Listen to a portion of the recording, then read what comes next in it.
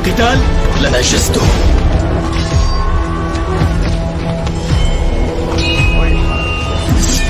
ينهى القوم عن القتال ويشير بالرجوع، ثم يكون أول رجل المبارزة مع عبد خالد الوليد.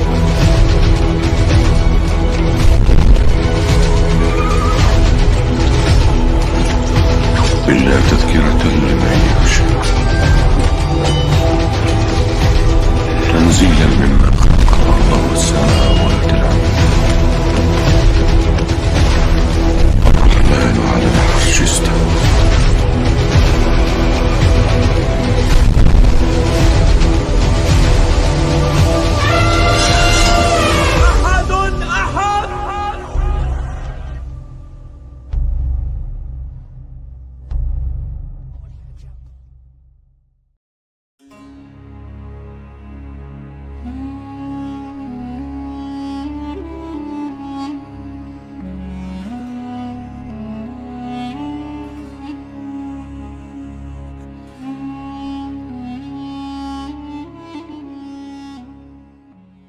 Dalam pandangan sejarah Islam, Yerusalem memiliki kedudukan yang istimewa sebagai kota suci ketiga setelah Makkah dan Madinah. Meskipun Mesopotamia dan Yerusalem adalah dua wilayah yang berbeda, interaksi antara keduanya cukup signifikan dalam konteks sejarah kuno dan perkembangan agama serta budaya. Berikut adalah gambaran umum mengenai Yerusalem di era Mesopotamia dari perspektif Islam dan sejarah umum. Meskipun Yerusalem bukan bagian langsung dari peradaban Mesopotamia, wilayahnya dipengaruhi oleh perkembangan budaya dan politik dari kerajaan-kerajaan Mesopotamia seperti Akkad dan Sumeria. Yerusalem pada periode ini masih berupa kota kecil yang disebut Urusalim atau Rushalimum, yang berarti kota Shalim, dewa senja dalam mitologi Kanaan. Pada masa Kekaisaran Babilonia di bawah Raja Hammurabi, pengaruh Babilonia meluas ke wilayah Kanaan, termasuk Yerusalem. Yerusalem kemungkinan menjadi kota kecil dengan pengaruh budaya dan ekonomi dari Mesopotamia. Dalam tradisi Islam, Nabi Ibrahim memiliki hubungan yang erat dengan Yerusalem. Beliau diyakini pernah tinggal di wilayah ini setelah meninggalkan Ur, kota di Mesopotamia. Putra Nabi Ibrahim, Nabi Ishak, dan cucunya, Nabi Yakub, juga diyakini terkait dengan wilayah ini. Di bawah Raja Nebukadnezar II, Kekaisaran Babilonia baru menaklukkan Yerusalem pada tahun 586 sebelum Masehi. Bait suci pertama dibangun oleh Nabi Sulaiman, Salomo, dihancurkan dan penduduk Yahudi diasingkan ke Babilonia. Peristiwa ini juga disebut dalam tradisi Islam sebagai bagian dari hukuman Allah Subhanahu wa Ta'ala kepada Bani Israel atas pelanggaran mereka, disebut dalam surah Al-Isra ayat 4-7. Meskipun era Mesopotamia lebih dikenal dalam konteks peradaban non-monoteistik, dalam Islam, Yerusalem tetap dikenang sebagai kota para nabi, termasuk Nabi Ibrahim, Nabi Daud, Nabi Sulaiman, dan Nabi Isa. Surah Al-Isra ayat 1 menyebut peristiwa Isra Mi'raj, ketika Nabi Muhammad melakukan perjalanan malam dari Masjidil Haram di Makkah ke Masjidil Aqsa di Yerusalem sebelum naik ke Sidratul Muntaha. Ini menegaskan posisi Yerusalem sebagai kota suci dalam Islam. Yerusalem pada masa Mesopotamia adalah kota yang dipengaruhi oleh budaya dan kekuasaan dari kerajaan-kerajaan Mesopotamia seperti Sumeria, Akkadia, Babilonia Lama, dan Babilonia Baru. Dalam narasi Islam, Yerusalem terkait erat dengan kisah para nabi, terutama Nabi Ibrahim, Nabi Daud, Nabi Sulaiman, dan akhirnya peristiwa Isra Mi'raj yang melibatkan Nabi Muhammad. Yerusalem adalah kota suci yang memiliki signifikansi besar dalam Islam, Kristen, dan Yudaisme. Dalam perspektif Islam, sejarah Yerusalem di masa Romawi kuno sering dikaitkan dengan peristiwa penting yang melibatkan para nabi dan dinamika pemerintahan Romawi yang mempengaruhi kota tersebut. Sebelum dikuasai oleh Romawi, Yerusalem adalah kota yang menjadi pusat keagamaan dan politik bangsa Yahudi. Kota ini pernah menjadi pusat kekuasaan Raja Daud dan putranya, Nabi Sulaiman, yang membangun Baitul Maqdis atau Kuil Sulaiman, Masjid Al-Aqsa dalam perspektif Islam. Allah Subhanahu wa Ta'ala berfirman dalam Al-Quran, "Dan kami selamatkan dia, Ibrahim, dan Lut ke sebuah negeri yang telah kami berkahi untuk sekalian manusia." Quran Surah Al-Anbiya ayat 71. Ayat ini sering diinterpretasikan sebagai merujuk pada wilayah Palestina, termasuk Yerusalem, pada tahun 63. Sebelum Masehi, Jenderal Romawi Pompeius menaklukkan Yerusalem dan menjadikannya bagian dari Kekaisaran Romawi. Pada periode ini, Yerusalem menjadi kota di bawah kendali Romawi dengan raja boneka seperti Herodes Agung yang berkuasa di bawah perlindungan Romawi. Pada masa pemerintahan Romawi di Yerusalem, lahirlah Nabi Isa, salah satu nabi terbesar dalam Islam. Yerusalem menjadi saksi dakwah Nabi Isa yang penuh tantangan dari kaum Yahudi dan otoritas Romawi. Dalam Islam, Nabi Isa dianggap sebagai nabi yang diutus untuk membimbing Bani Israel. Namun, orang-orang Yahudi pada saat itu bersekongkol dengan penguasa Romawi untuk menangkap dan menyalib beliau. Al-Quran dengan tegas menyatakan bahwa Nabi Isa tidak disalib, dan karena ucapan mereka, "Sesungguhnya kami telah membunuh Al-Masih, Isa putra Maryam, Rasul Allah Subhanahu wa Ta'ala," padahal mereka tidak membunuhnya dan tidak pula menyalibnya. Tetapi yang mereka bunuh ialah orang yang diserupakan dengan Isa bagi mereka. Quran Surah An-Nisa ayat 157. Dalam kepercayaan Islam, Nabi Isa diangkat langsung ke langit oleh Allah Subhanahu wa Ta'ala dan akan kembali di akhir zaman. Setelah pemberontakan besar bangsa Yahudi terhadap Romawi, Kaisar Titus menghancurkan Yerusalem pada tahun 70 Masehi. Baitul Maqdis, Kuil Sulaiman, dihancurkan sepenuhnya dan banyak penduduknya yang terbunuh atau diusir.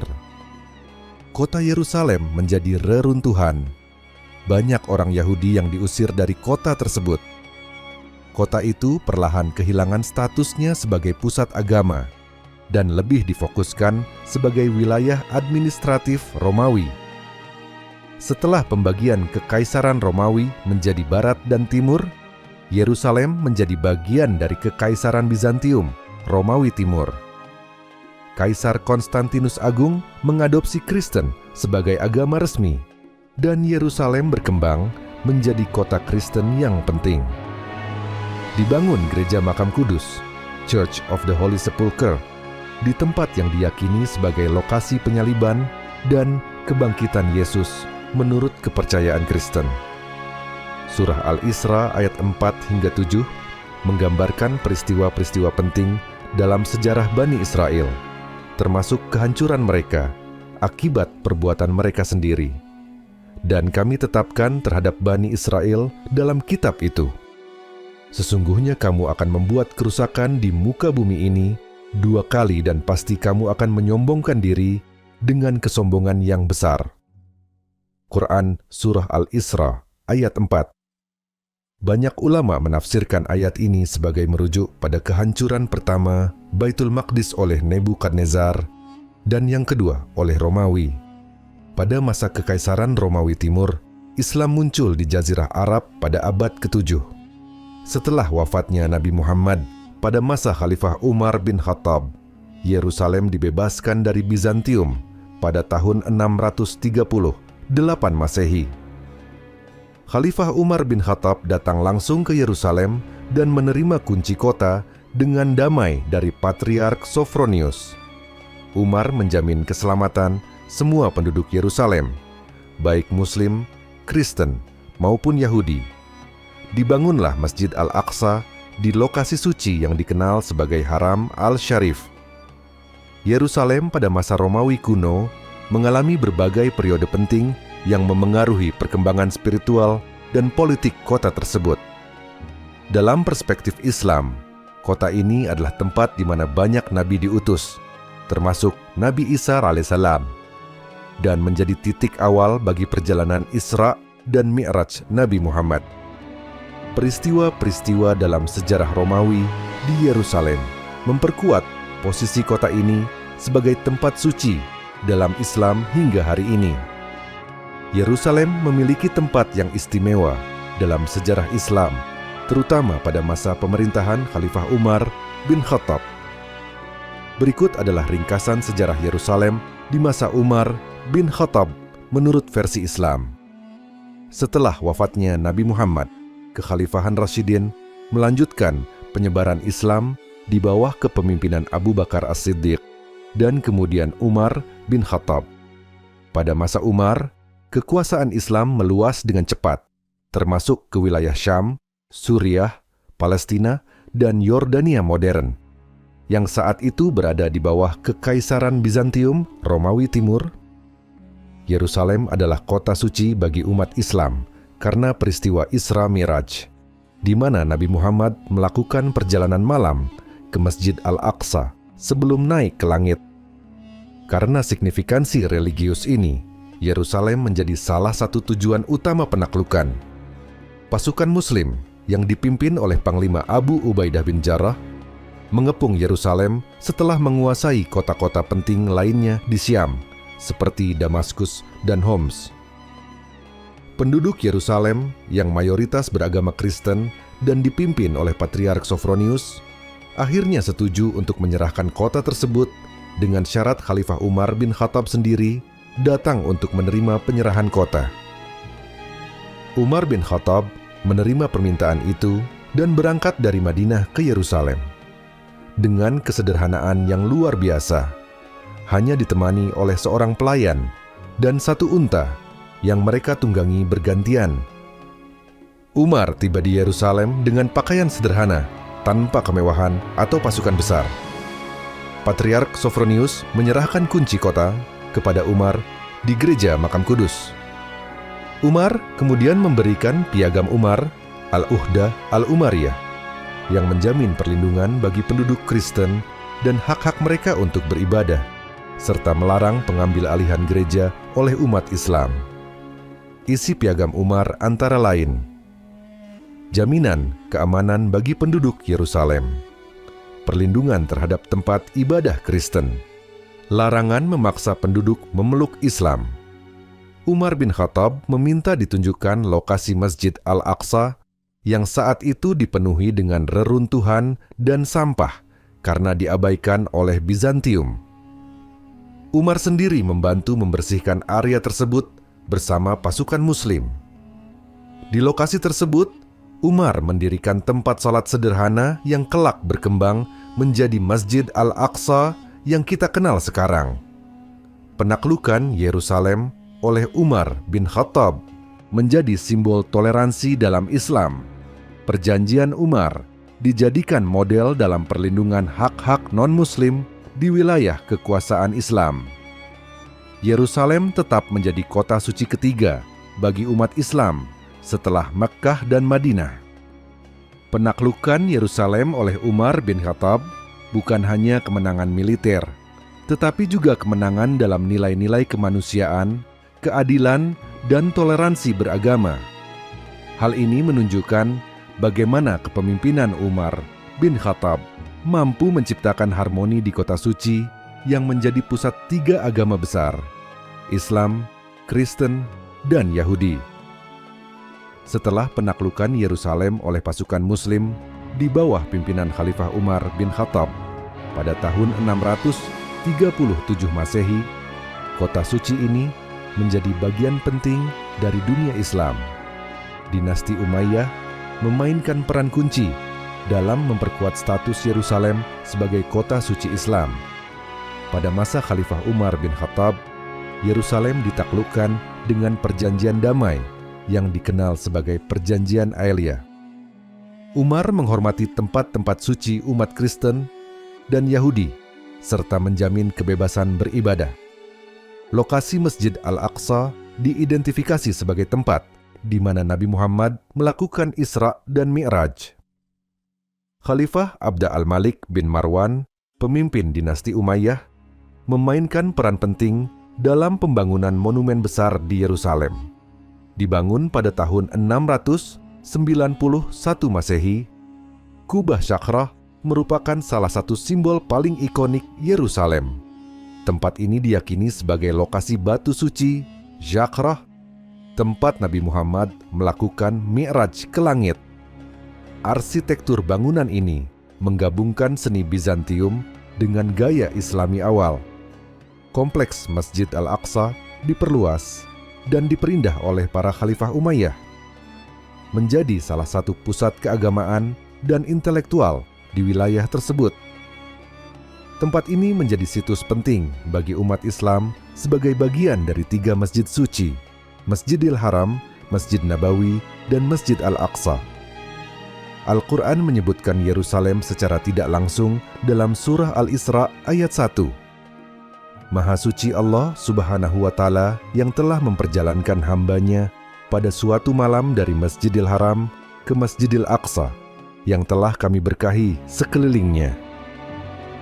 Kota ini menjadi arah kiblat pertama umat Islam, kiblat awal, sebelum dipindahkan ke Ka'bah di Makkah. Yerusalem menjadi pusat administratif dan religius yang penting dalam kekuasaan Umayyah. Pemerintah Umayyah memastikan perlindungan bagi umat Kristen dan Yahudi di Yerusalem. Pajak dan kebijakan administratif dijalankan dengan cukup adil, meskipun non-Muslim membayar pajak tambahan, jizyah. Arsitektur monumental seperti Kubah Syakrah dan Masjid Al-Aqsa masih berdiri kokoh hingga saat ini. Kota ini menjadi model bagi perencanaan kota Muslim di wilayah lain di bawah kekuasaan Umayyah. Setelah runtuhnya dinasti Umayyah pada 750 Masehi, Yerusalem jatuh ke tangan dinasti Abbasiyah. Namun, warisan Umayyah dalam arsitektur dan pentingnya kota ini dalam Islam tetap bertahan hingga kini. Pada masa dinasti Umayyah, Yerusalem berkembang menjadi salah satu kota suci dalam Islam dengan peninggalan arsitektur yang megah dan penting secara spiritual. Khalifah Abd al-Malik memastikan Yerusalem bukan hanya pusat keagamaan, tetapi juga simbol kekuatan dan keagungan Islam. Yerusalem, Al-Quds dalam bahasa Arab, memegang posisi istimewa dalam sejarah Islam, terutama karena dianggap sebagai kota suci ketiga setelah Makkah dan Madinah. Pada masa kekhalifahan Abbasiyah, Yerusalem tetap menjadi pusat spiritual, ilmiah, dan budaya yang penting meskipun bukan ibu kota kekhalifahan. Berikut adalah gambaran umum tentang Yerusalem di bawah kekuasaan Abbasiyah. Setelah menggulingkan dinasti Umayyah pada 750 Masehi, dinasti Abbasiyah mengambil alih kendali atas wilayah Syam, termasuk Yerusalem. Kekuasaan Abbasiyah ditandai dengan pemusatan kekuasaan di Baghdad, sehingga Yerusalem kehilangan sebagian perhatian politik langsung. Namun, posisinya sebagai kota suci tetap dipertahankan. Masjid Al-Aqsa dan Kubah Batu, Dome of the Rock, yang dibangun pada masa dinasti Umayyah, terus dirawat dan dipelihara oleh para khalifah Abbasiyah. Khalifah Al-Mahdi memerintahkan renovasi besar-besaran Masjid Al-Aqsa setelah gempa bumi merusaknya. Khalifah Abbasiyah juga memastikan bahwa para ulama, imam, dan pengelola tempat suci mendapatkan dukungan finansial. Yerusalem menjadi pusat studi agama dan ilmu pengetahuan Islam. Banyak ulama terkenal datang untuk belajar dan mengajar di kota ini. Kota ini menarik peziarah Muslim dari berbagai wilayah kekuasaan Abbasiyah. Abbasiyah sering mengangkat gubernur untuk mengelola wilayah Syam, termasuk Yerusalem. Namun, pada abad ke-9 dan ke-10, kekuasaan pusat Abbasiyah mulai melemah, dan kekuasaan di Yerusalem sering berpindah tangan ke dinasti-dinasti semi-otonom, seperti dinasti Tuluniyah dan Ikhshidiyah yang berpusat di Mesir. perebutan kekuasaan internal di Kekhalifahan Abbasiyah menyebabkan ketidakstabilan di Yerusalem. Pada tahun 970 Masehi, dinasti Fatimiyah yang berpaham Syiah Ismailiyah berhasil merebut Yerusalem dari kekuasaan Abbasiyah.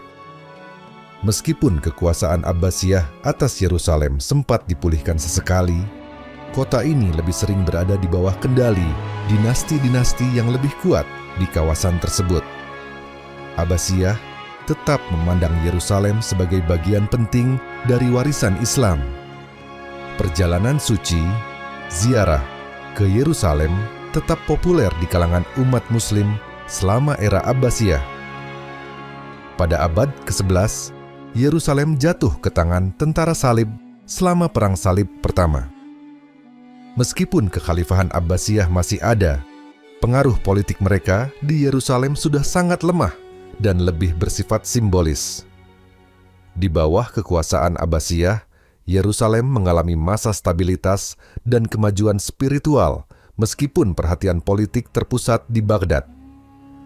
Perawatan Masjid Al-Aqsa dan Kubah Batu menunjukkan pentingnya kota ini dalam kesadaran spiritual Abbasiyah. Namun, melemahnya kekuatan pusat Abbasiyah menyebabkan Yerusalem lebih sering berada di bawah kendali dinasti-dinasti lokal dan akhirnya direbut oleh tentara salib. Yerusalem memiliki sejarah yang kompleks selama periode Mongol, terutama dalam konteks dunia Islam. Meskipun Mongol dikenal dengan invasi besar-besaran mereka di Timur Tengah, penguasaan langsung mereka atas Yerusalem tidak berlangsung lama. Berikut adalah gambaran tentang sejarah Yerusalem di masa Mongol dari perspektif Islam.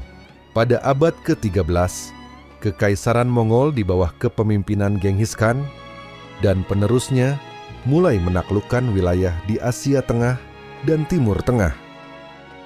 Setelah kematian Genghis Khan, cucunya Hulagu Khan memimpin serangan ke Timur Tengah. Hulagu menaklukkan Baghdad pada tahun 1002. 158 yang menandai akhir dari Kekhalifahan Abbasiyah di kota tersebut. Setelah jatuhnya Baghdad, Mongol melanjutkan ekspansi ke arah Suriah dan Palestina. Yerusalem pada waktu itu berada di bawah kendali dinasti Ayyubiyah dan sebagian pengaruh Mamluk Mesir.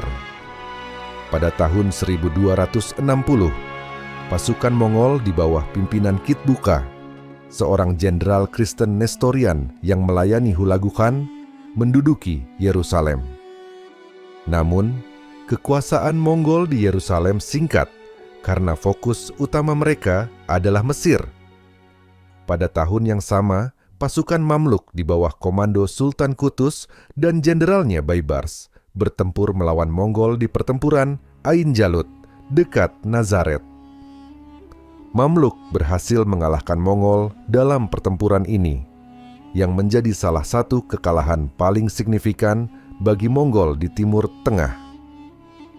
Setelah kekalahan di Ain Jalut, pengaruh Mongol di Yerusalem dan Palestina runtuh, dan wilayah ini kembali ke tangan Mamluk. Setelah kemenangan di Ain Jalut, Yerusalem menjadi bagian dari Kesultanan Mamluk.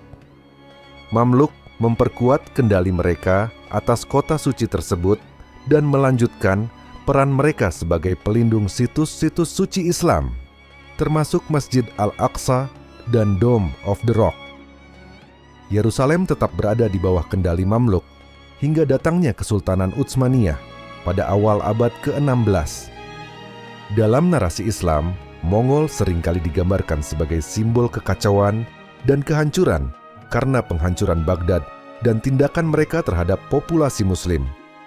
Namun, kemenangan Mamluk di Ain Jalut dipandang sebagai intervensi ilahi yang melindungi dunia Islam dari kehancuran total. Para sejarawan Muslim memuji keberanian Qutus dan Baibars yang dianggap sebagai pahlawan Islam dalam melawan ancaman Mongol. Secara keseluruhan, meskipun Mongol sempat menduduki Yerusalem, mereka tidak memiliki kendali lama atas kota tersebut.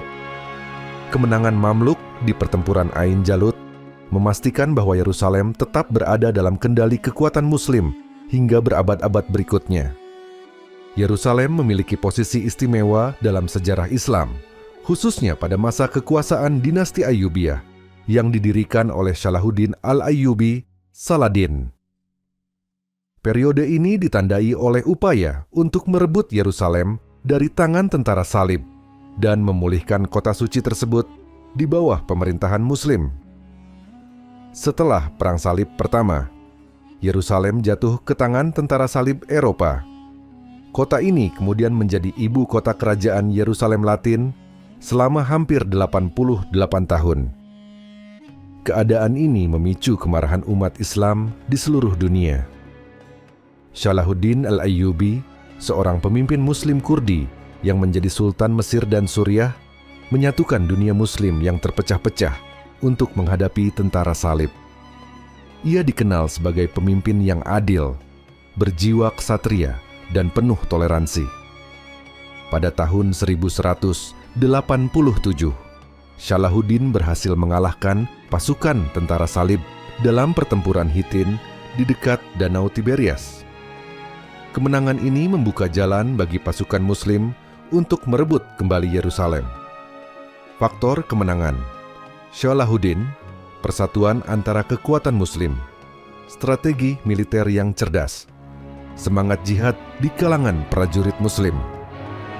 Pada 2 Oktober 1187, Salahuddin Al-Ayyubi berhasil merebut Yerusalem setelah pengepungan yang berlangsung selama beberapa hari.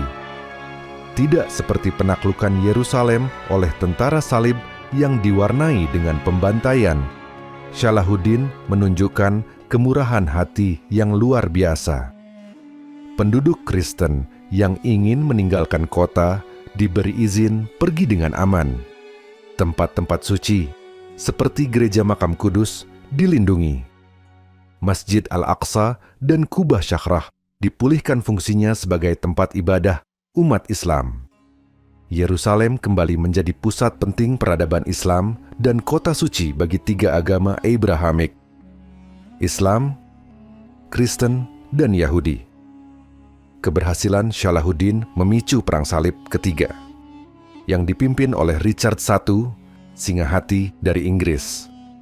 Setelah pertempuran yang panjang, Salahuddin dan Richard mencapai kesepakatan damai. Yerusalem tetap berada di bawah kendali Muslim. Orang Kristen diizinkan berziarah ke kota suci tanpa gangguan. Pembangunan dan renovasi Masjid Al-Aqsa dan Dome of the Rock, Kubah Syahrah.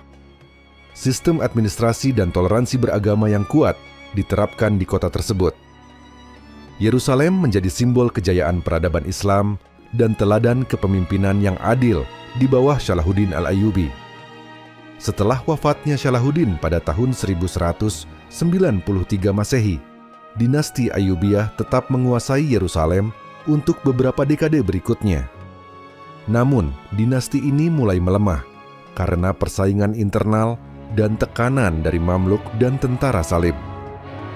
Masa Ayyubiyah di Yerusalem merupakan periode penting dalam sejarah Islam, di mana kota suci tersebut tidak hanya direbut kembali secara militer, tetapi juga diurus dengan kebijakan yang adil dan penuh toleransi. Salahuddin Al-Ayyubi dikenang sebagai sosok pemimpin yang tidak hanya berani di medan perang, tetapi juga bijaksana dalam memerintah. Yerusalem memiliki kedudukan penting dalam sejarah Islam, Kristen, dan Yahudi. Pada masa dinasti Seljuk, abad ke-19 hingga awal abad ke-20, Yerusalem mengalami berbagai perubahan politik, keagamaan, dan sosial. Berikut adalah penjelasan mengenai Yerusalem di bawah kekuasaan dinasti Seljuk dalam perspektif sejarah Islam. Dinasti Seljuk adalah kekuatan besar Turki Muslim Sunni yang berasal dari Asia Tengah. Mereka memeluk Islam Sunni dan berhasil menguasai sebagian besar wilayah Timur Tengah, termasuk Persia, Irak, Suriah, dan Anatolia. Pada tahun 1071, Seljuk meraih kemenangan besar di pertempuran Manzikert melawan Bizantium, yang memperkuat posisi mereka di Timur Tengah. Pada tahun 1073, Yerusalem ditaklukkan oleh pasukan Seljuk di bawah kepemimpinan Atsis ibn Uvaq, seorang panglima Seljuk. Atsis mengambil alih kota dari kekuasaan dinasti Fatimiyah Syiah yang sebelumnya menguasai Yerusalem. Setelah penaklukan, Yerusalem menjadi bagian dari wilayah Kekhalifahan Abbasiyah yang berada di bawah kendali militer Seljuk. Seljuk dikenal sebagai pendukung ajaran Sunni dan mereka berupaya memperkuat institusi keagamaan Sunni di wilayah tersebut. Akses ke Masjid Al-Aqsa dan Kubah Syakrah tetap terbuka bagi peziarah Muslim. Namun, kondisi peziarah Kristen dan akses mereka ke Yerusalem menjadi lebih sulit akibat ketegangan politik dan kebijakan yang lebih ketat dari penguasa Seljuk. Meskipun awalnya stabil, pemerintahan Seljuk di Yerusalem melemah akibat perebutan kekuasaan internal di antara para pemimpin Seljuk. Setelah kematian Sultan Alp Arslan dan Malik Shah Berdarah, kekuasaan Seljuk mulai terfragmentasi. Para gubernur di kota-kota besar, termasuk Yerusalem, seringkali bertindak semi-independen. Pada tahun 1098, dinasti Fatimiyah, Mesir, berhasil merebut kembali Yerusalem dari Seljuk sebelum datangnya Perang Salib pertama. Pada tahun 1099, Yerusalem tetap dianggap sebagai kota suci ketiga dalam Islam setelah Mekah dan Madinah. Masjid Al-Aqsa tetap menjadi pusat kegiatan keagamaan dan simbol penting bagi umat Islam. Para ulama dan cendekiawan Muslim seperti Al-Ghazali menyebarkan pengaruh pemikiran keagamaan di wilayah kekuasaan Seljuk, termasuk Yerusalem. Pemerintahan Seljuk di Yerusalem dianggap sebagai fase transisi penting antara kekuasaan Fatimiyah dan kedatangan tentara salib. Kelemahan internal Seljuk turut mempermudah penaklukan Yerusalem oleh tentara salib pada 1099 yang menyebabkan tragedi besar bagi penduduk Muslim dan Yahudi di kota itu. Yerusalem di bawah dinasti Seljuk mencerminkan periode pergolakan politik dan pergeseran kekuasaan di Timur Tengah. Meskipun dinasti Seljuk berhasil membawa stabilitas awal, perselisihan internal dan kelemahan administrasi pada akhirnya membuka jalan bagi kembalinya dinasti Fatimiyah dan kemudian penaklukan oleh tentara salib. Narakaso, sejarah Yerusalem di era modern, dalam perspektif Islam Yerusalem atau Al-Quds dalam bahasa Arab, memiliki tempat yang sangat istimewa dalam pandangan Islam.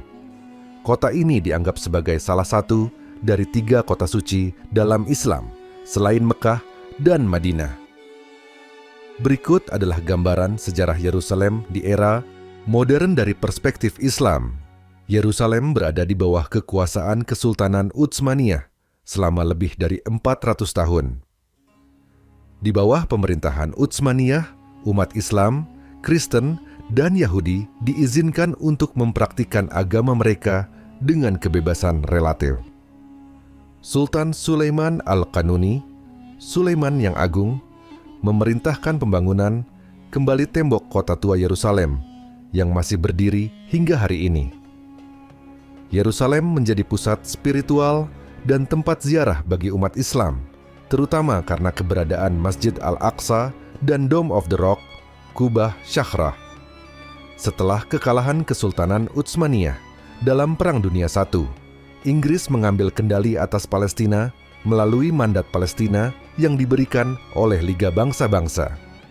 Deklarasi Balfour 1917 oleh pemerintah Inggris mendukung pendirian tanah air nasional bagi bangsa Yahudi di Palestina yang memicu ketegangan antara komunitas Muslim, Yahudi, dan Kristen. Umat Islam merasa terpinggirkan akibat meningkatnya imigrasi Yahudi ke Palestina dan Yerusalem. Terjadi sejumlah pemberontakan, termasuk Revolusi Arab 1936 sampai 1939 yang menentang kebijakan Inggris dan imigrasi Yahudi. Pada 14 Mei 1948, negara Israel diproklamasikan yang memicu Perang Arab Israel 1948. Yerusalem dibagi menjadi dua. Yerusalem Barat di bawah kendali Israel. Yerusalem Timur, termasuk Kota Tua dan Masjid Al-Aqsa, berada di bawah kendali Yordania. Yerusalem Timur tetap menjadi pusat aktivitas keagamaan dan budaya bagi umat Islam. Pada tahun 1967, dalam Perang 6 Hari, Israel merebut Yerusalem Timur dari Yordania dan mencaploknya, meskipun hal ini tidak diakui oleh hukum internasional. Masjid Al-Aqsa dan Kubah Syakrah berada di bawah kendali administratif Waqf Islam Yordania, meskipun keamanan dikuasai oleh Israel. Tindakan Israel yang terus membangun permukiman Yahudi di Yerusalem Timur memicu ketegangan dan protes berulang kali dari umat Islam di seluruh dunia. Yerusalem tetap menjadi isu paling sensitif dalam konflik Palestina-Israel. Pada tahun 1980, Israel mengklaim Yerusalem sebagai ibu kota abadi dan tak terpisahkan. Namun, langkah ini ditolak oleh sebagian besar komunitas internasional. Bagi umat Islam, Masjid Al-Aqsa tetap menjadi simbol penting yang tidak hanya bermakna secara religius, tetapi juga simbol perjuangan identitas dan hak Palestina. Setiap ketegangan di kompleks Masjid Al-Aqsa sering memicu protes global di dunia Muslim. Isu Yerusalem terus menjadi fokus dalam organisasi Islam seperti Organisasi Kerjasama Islam (OKI). Yerusalem dianggap sebagai simbol perjuangan bagi hak-hak Palestina dan perdamaian di Timur Tengah. Yerusalem di era modern dalam perspektif Islam bukan hanya sekadar kota suci, tetapi juga simbol dari perjuangan politik, hak asasi, dan identitas umat Muslim. Konflik atas Yerusalem tidak hanya bersifat lokal, tetapi juga melibatkan dimensi global yang mencakup isu agama, politik, dan hak kemanusiaan.